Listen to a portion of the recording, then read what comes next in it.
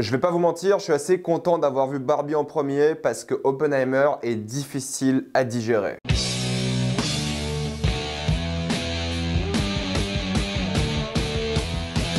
Oppenheimer. Comme d'habitude, jusqu'à la minute indiquée dans le titre de la vidéo, il n'y aura pas de spoilers, parce que vous êtes tranquille, après on va tout spoiler. Oppenheimer est l'histoire de J. Robert Oppenheimer, qui était le directeur du projet Manhattan, qui avait pour objectif de créer la première bombe atomique. On va suivre tous les événements de sa vie qui l'ont mené à ce moment fatidique. Avant de commencer cette vidéo, j'aimerais tout de même remercier le partenaire officiel de celle-ci, CyberGhostVPN et ses 38 millions d'utilisateurs et presque 5 sur 5 sur Trustpilot. Vous le savez, les catalogues streaming sont vraiment différents d'un pays à l'autre. Des excellents films comme Avatar 2 ne sont pas encore disponibles, il faudra attendre un long moment, mais des pays comme la Belgique, la Suisse ou Canada ont déjà le film en VOSTFR, même VF pour ceux que ça intéresse. Des séries comme The Bear sont déjà disponibles dans plein de pays du monde, sauf chez nous malheureusement. Il faudra attendre un long moment avant que ça arrive. Avec un VPN, vous pouvez y avoir accès sans problème. En plus de ça, vous pouvez avoir accès à plein de compétitions sportives comme des compétitions automobiles. Et si vous conseillez beaucoup de YouTube, vous avez accès à YouTube Premium pour beaucoup moins cher si vous le prenez d'un pays comme l'Argentine ou l'Inde. Vous serez en plus en sécurité avec un VPN, que ce soit sur la Wi-Fi de l'université, de la bibliothèque ou de l'hôtel. Vous pouvez partager un compte avec cette personne au total, c'est disponible sur tous vos appareils préférés. Tout le monde peut l'utiliser, en quelques clics c'est fait sans aucun problème. Vous pouvez essayer par vous-même car vous êtes satisfait ou remboursé sous 45 jours et vous avez une assistance technique en français 24h7. Utilisez le lien dans la description dans le commentaire épinglé afin de vous abonner à CyberGhostVPN et bénéficier de 83% de réduction plus 4 mois gratuits. Foncez sur l'offre. Oppenheimer est le nouveau film de Christopher Nolan que moi j'aime beaucoup. Il m'avait, j'avoue, déçu avec Tenet que je trouvais pas à la hauteur de son cinéma de manière générale, mais j'aime quasiment tous ses films. J'en parle à chaque fois sur la chaîne. Voilà, c'est un grand réalisateur que je trouve très talentueux, avec des lacunes certes, et chaque film de Christopher Nolan est évidemment un événement, et c'est vrai que c'était un choix assez particulier. Pourquoi? Parce que Nolan, mine de rien, est habitué à faire des films d'action, et les scènes d'action étaient souvent sa plus grosse lacune, mais c'est là qu'on se rend compte peut-être que Nolan, sa plus grande force n'est pas dans l'action, n'est pas dans les films de super-héros, il a dit qu'il n'en fera plus jamais, n'est pas dans les films d'espionnage, mais peut-être dans les gros drames historiques. Dunkerque, clairement l'un de ses meilleurs films aussi. Il m'a fallu un deuxième visionnage pour vraiment comprendre à quel point le film est incroyable. Et sur le podium, d'après moi, on a aussi The Dark Knight, qui était, d'après moi, son meilleur film, et Interstellar. Même si, voilà, toute la filmographie, je l'apprécie. Et c'est vrai que Nolan a toujours eu du mal avec des relations amoureuses, et ses scénarios étaient en général beaucoup trop explicatifs, et ça gâchait un peu la subtilité de l'œuvre, et on tenait un peu trop par la main. Mais je me suis dit là, attends, on est quand même sur un choix de film vraiment différent, un film où il y aura zéro action, un film qui sera un biopic, drame historique à grande échelle, d'un sujet extrêmement pertinent pour lequel tout le monde a au moins un minimum de connaissances. Le premier film depuis un moment qu'il ne fait pas chez la Warner, il a rejoint Universal depuis les problèmes qu'il y a eu avec la Warner, surtout par rapport au Covid.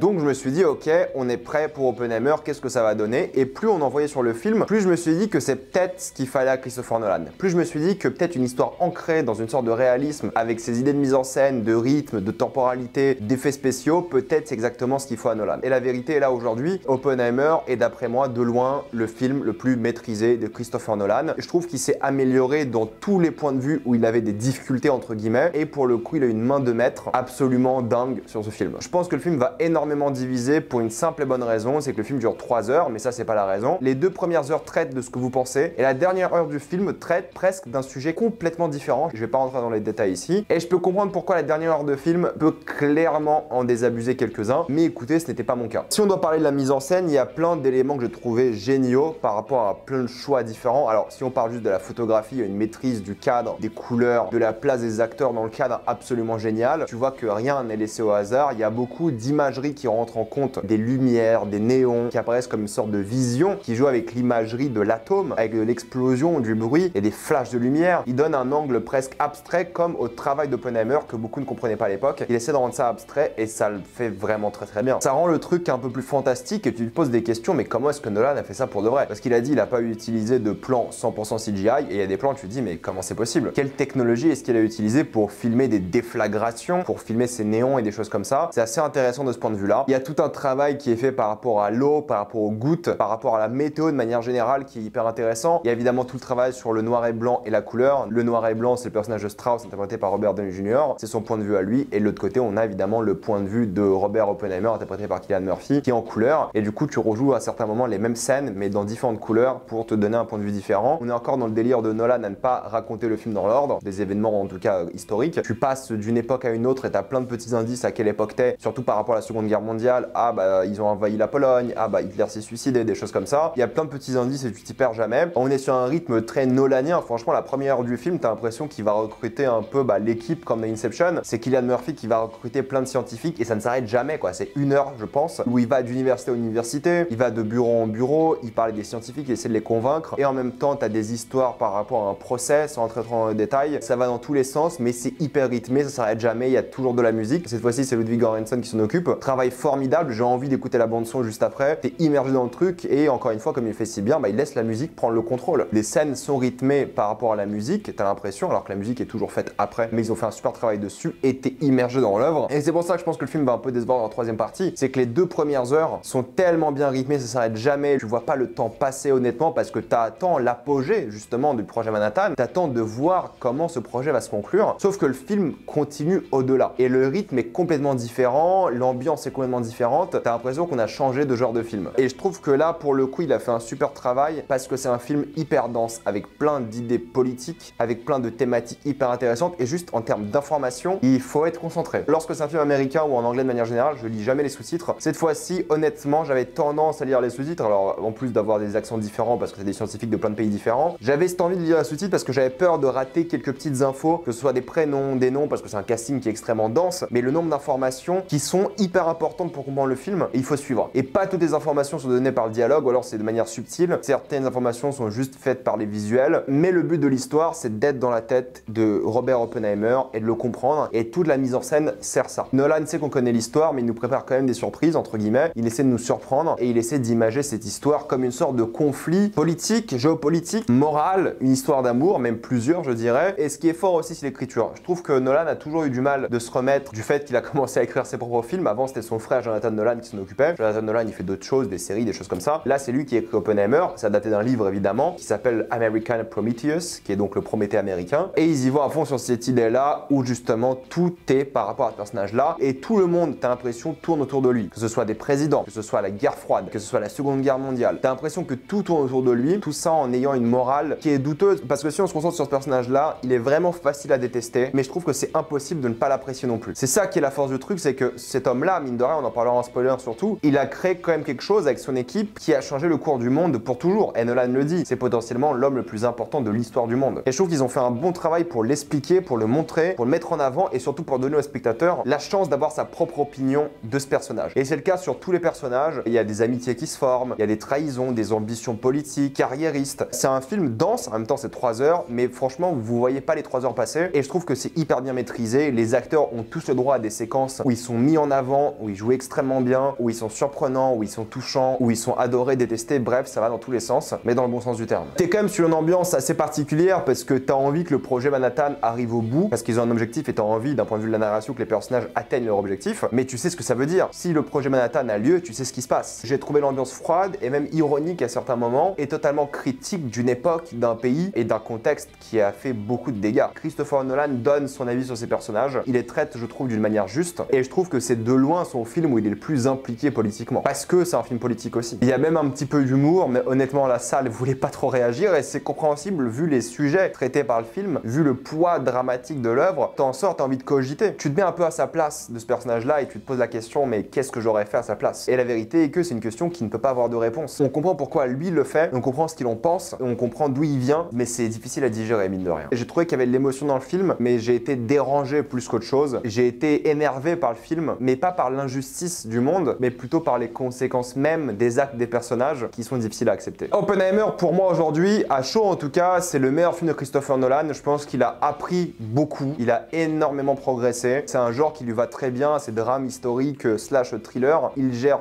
parfaitement sans aucun problème. C'est fort émotionnellement, c'est politiquement engagé, je le dirais même. Ça va loin dans sa critique, ça va loin dans l'acting, dans la mise en scène, dans la musique. C'est une œuvre compacte qui ne va pas plaire à tout le monde, surtout la dernière heure de film. Mais moi, j'ai été hypnotisé par l'œuvre. J'ai envie de le revoir, mais pas tout de suite. J'ai envie de laisser quelques jours parce que c'est difficile à digérer. Il se passe beaucoup de choses, c'est dense. Et en vrai, c'est un film qui est pas déprimant, je dirais, mais qui est quand même symbole de quelque chose qui est assez flagrant aujourd'hui, qui a changé le monde. Et je sais pas à quel point il est réaliste par rapport à l'histoire, mais je pense qu'il a compris puis l'ambiance de l'époque. Je pense qu'il a réussi à retranscrire le message le plus important de l'œuvre. Ça fait beaucoup penser à Tchernobyl, pas forcément dans le côté radioactivité, mais dans le côté ce que l'histoire a pour objectif. Nous dire ce qui s'est passé et comment ça a changé le monde. Et puis plein de comparaisons à Tchernobyl dans la manière dont il présente la science et des choses comme ça, certes. Donc si vous avez aimé Tchernobyl, vous allez adorer Oppenheimer. Bref, j'ai adoré le film. Il sera pas pour tout le monde. C'est une œuvre de 3 heures, assez longue, qui parle beaucoup de science, qui parle beaucoup de politique, mais vous rentrez dans la psyché d'un personnage. C'est fort, c'est profond. C'est pour l'instant, pour moi, à chaud, le meilleur film de l'année. Et il marque, soyons honnêtes. Et je pense que c'est une histoire presque d'utilité publique de comprendre, que ce soit vrai ou pas, encore une fois, le cheminement de la pensée d'un homme qui fait ce qu'il fait dans le film. Je vous le conseille en termes d'utilité publique, mais je pense pas que tout le monde va accrocher. Je pense que les 2 premières heures, les gens vont adorer, surtout dans l'iconisation du personnage et le rythme, mais je pense que la dernière heure, il y a plein de gens qui vont décrocher. Enfin bref, on va passer en spoiler.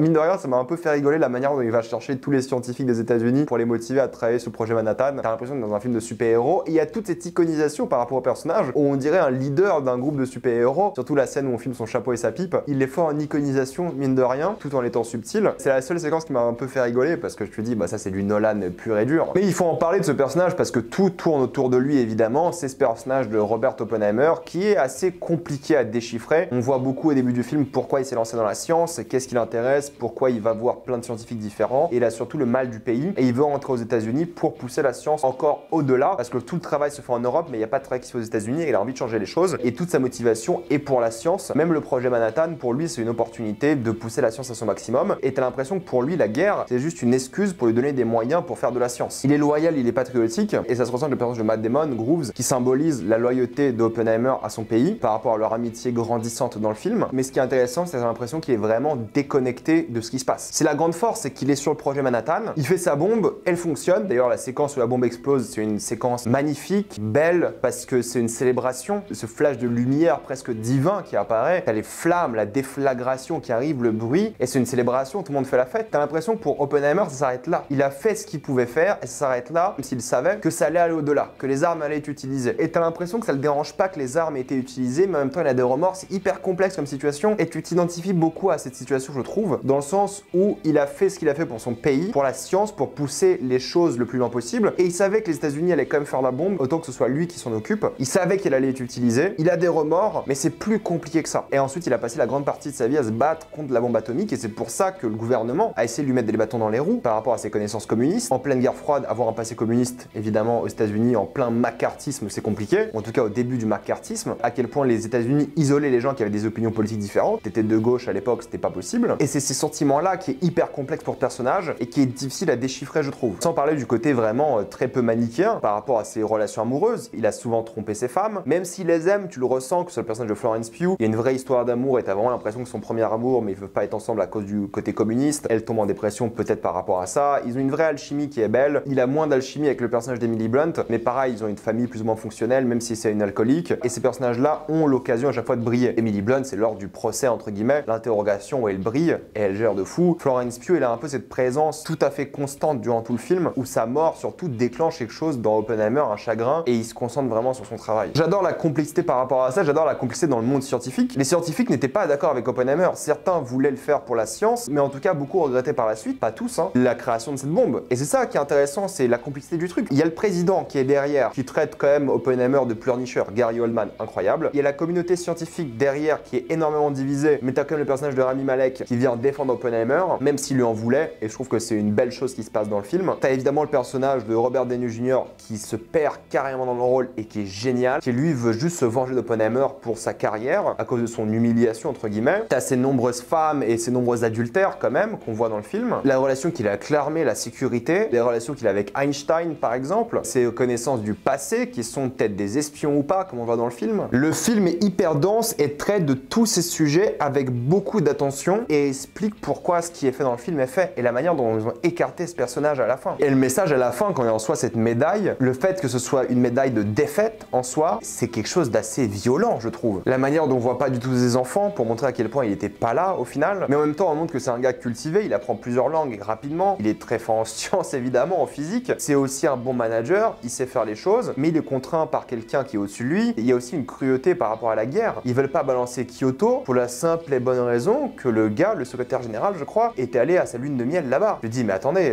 c'est un délire, c'est pas possible. Et c'est ça la force du film, c'est te pointer du doigt toutes ces choses qui, du point de vue des États-Unis, étaient raisonnées d'une simplicité rare, alors que la thématique est extrêmement puissante. Et à la fin, Oppenheimer dit bien qu'ils ont détruit l'atmosphère, entre guillemets, qu'ils ont tué le monde. Il a raison. Il y a un avant, un après Oppenheimer, et ce que j'adorais dans le film, c'est te montrer à quel point toutes ces différentes choses sont entrées en jeu. C'est dense comme film. Je vous ai évoqué plein de différentes parties qui étaient impliquées dans cette histoire, et la manière dont tout a eu lieu pour des raisons égoïstes, souvent pour des raisons bêtes, et qui ont changé le monde. Les choix qui ont été faits ici n'étaient pas des choix scientifiques, c'était des choix émotionnels pour la majorité d'entre eux. Tout était dans l'incertitude. Oui, peut-être on va brûler l'atmosphère. Oui, peut-être les Japonais allaient abandonner la guerre. C'est beaucoup de peut-être. Toute cette indécision et ces choix qui ont été faits ont changé le cours du monde. Et ce que j'aime beaucoup, c'est même son personnage à lui. Il dit jamais que c'est lui qui a fait tout ça. Il aime pas être sur Time Magazine. Il dit que c'est son équipe, c'est le projet et des choses comme ça. Mais c'est plus compliqué que ça aussi. Et c'est dur d'en parler de ce film sans revoir tout le film, sans pointer certains détails. Honnêtement, la fin, j'ai trouvé glaçante. L'explosion de la bombe, j'ai trouvé que c'était un bon moment. Mais ce qui est fort par rapport à la bombe, c'est la suite. C'est la célébration, c'est la fête. Je dis, waouh, en fait, c'est un délire. C'est un délire parce qu'ils viennent de célébrer en amont les 220 000 morts. Le côté divin de la chose, la fameuse citation d'Oppenheimer qui revient 2 fois, vous pouvez voir sur YouTube d'ailleurs, c'est assez dense et difficile. Et c'est compréhensible que ce soit aussi puissant émotionnellement. Et la fin est glaçante. Entre une lutte d'ego, la science qui est mise de côté et même la communauté scientifique qui est divisée, c'était tellement compliqué comme situation. Et je trouve que Nolan l'a hyper bien montré. Et même si c'est pas 100% vrai, même s'il y a des facilités, des choses comme ça, je pense qu'il a retranscrit le message du nombre de choses qui étaient en jeu lors de ce projet et lors de la vie de ce personnage. Et c'est en même temps une condamnation qui fait de ce personnage, en même temps une sorte d'hommage. C'est engagé pour le coup et je trouve que c'est fort. Je vais m'arrêter là. Mettez-moi dans les commentaires ce que vous pensez d'Oppenheimer. Avez-vous adoré, détesté? J'ai hâte de lire vos commentaires. Comme d'habitude, pensez à vous abonner à la chaîne pour voir les prochaines vidéos. Mettez un j'aime, ça aide beaucoup la chaîne. Suivez-moi sur tous mes réseaux pour plus de débats, critiques et actualités. Et avant de quitter la vidéo, pensez à utiliser le lien dans la description, encore en épinglé, afin de débloquer toutes les plateformes de streaming en toute accessibilité et sécurité. Tout ça pour 2,03€ par mois plus 4 mois gratuits. Foncez sur l'offre et moi je vous dis à la prochaine fois. Salut à tous.